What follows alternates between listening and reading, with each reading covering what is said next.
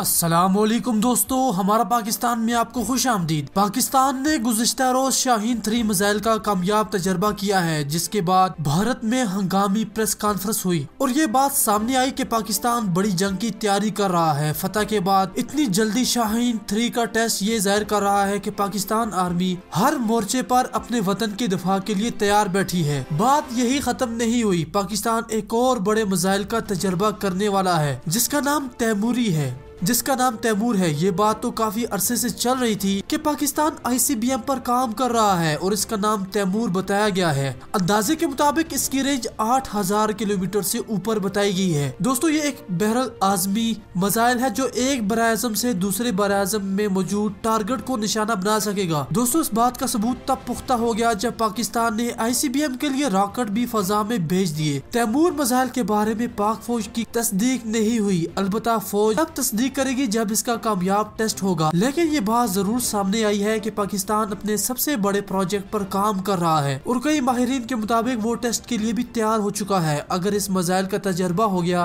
तो पूरा यूरोप और उसके पार का इलाका पाकिस्तानी मिसाइल की रेंज में आ जाएगा। भारत और इसराइल तो पहले ही पाकिस्तान की रेंज में है और अब पाकिस्तान दुनिया के तमाम ममालिक को अपनी रेंज में करने वाला है। दोस्तों, वीडियो को लाइक करने के साथ साथ अपने दोस्तों से शेयर करें, अपनी कीमती राय भी जरूर दीजिए। अल्लाह हाफिज।